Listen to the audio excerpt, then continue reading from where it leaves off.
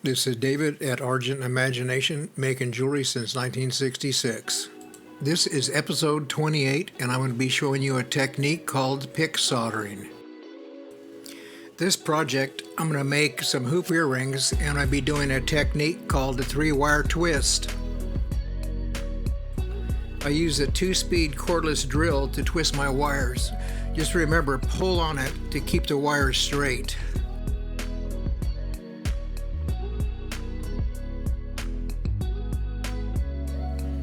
You start by twisting the pair of wires and then lay the beaded wire into one of the grooves. When you get that wound all the way, then you use your drill to tighten it up.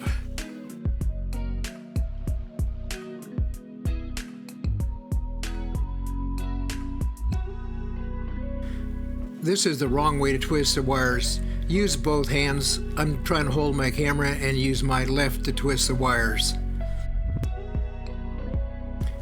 I do have a tripod on order, but it hasn't come yet.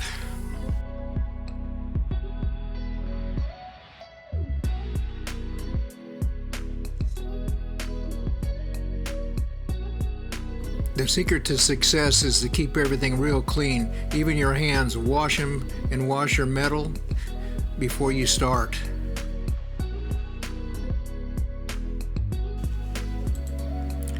Roll your wire so you can lay it flat in the soldering pan.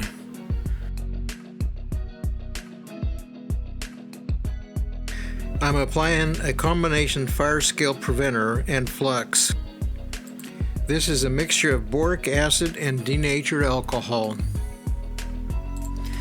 I'm lighting the alcohol to burn it off, leaving the boric acid on the silver.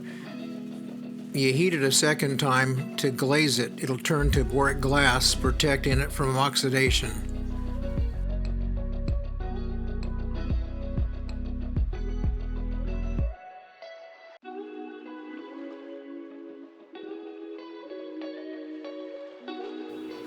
This is one of the best methods you can use to protect your sterling silver from oxidation when you're soldering. I use it about 95% of everything that I do.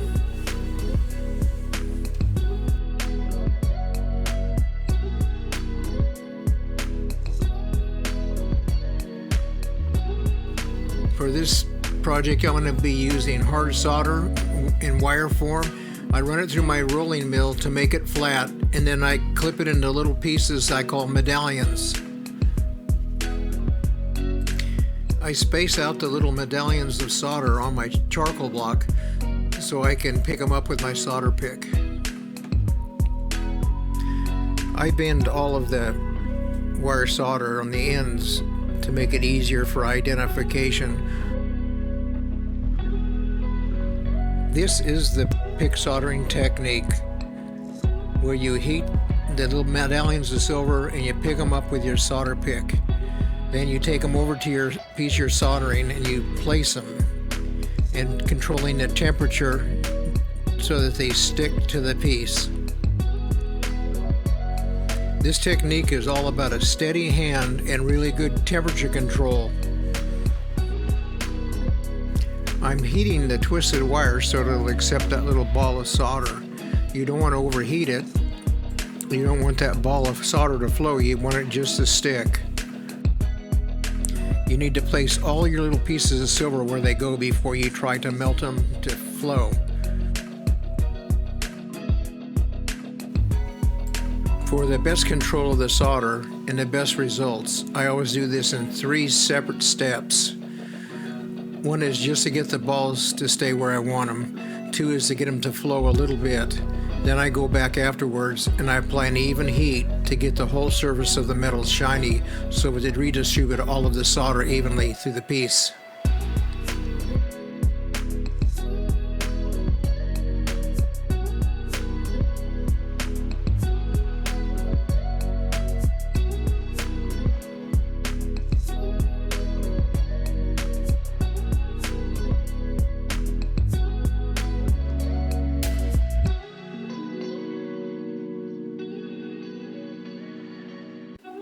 I'm applying just enough heat to start the solder to flow, and I walk it around and get it kind of even before I move forward and heat the whole piece up to flow the solder evenly. If you're wondering what type of torch you should buy, there are many torches for many applications, and I have a few different types. The torch I'm using here is the Smith Little torch. I use propane and oxygen. It's cleaner and less expensive to use. A propane and oxygen torch has plenty of heat to do any job.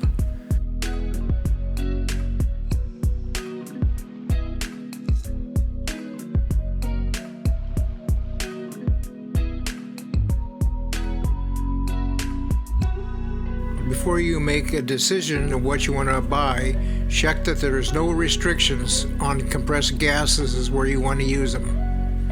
To start, you should try to use a Blazer butane torch.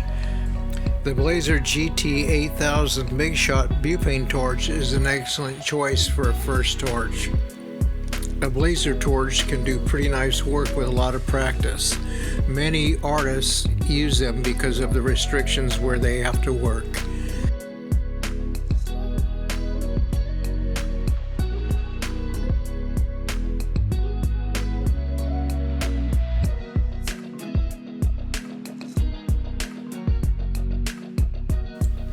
The piece is ready to be cut into two pieces. I'll roll each piece into a ring and file the joints perfect to fit. Then I'm ready to solder them. Always remember, it's the piece that you're soldering that melts the solder, not the flame. If you put the heat on the solder, you're going to have problems.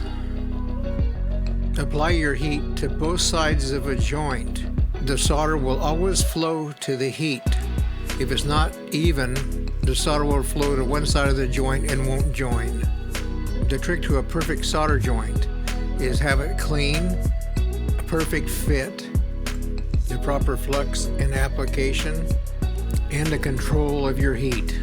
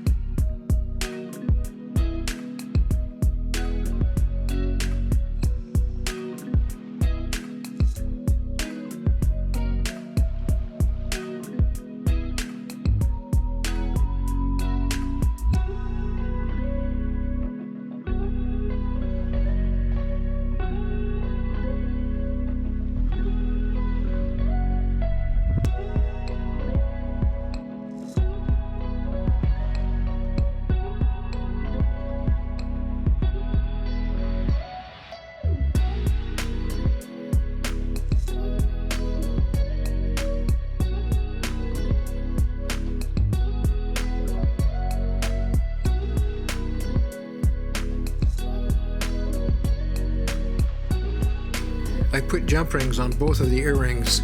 This step I'm showing how I solder the jump rings closed.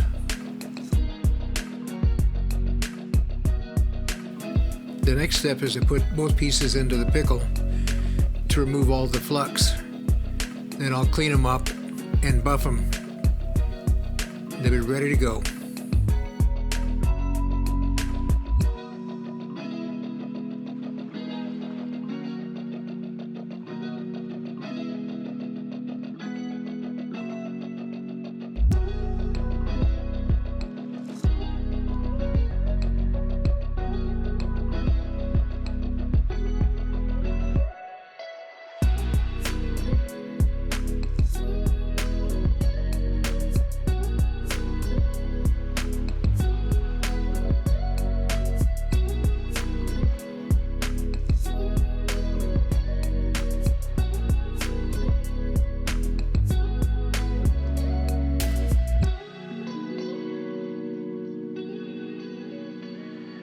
Thank you for watching Argent Imagination.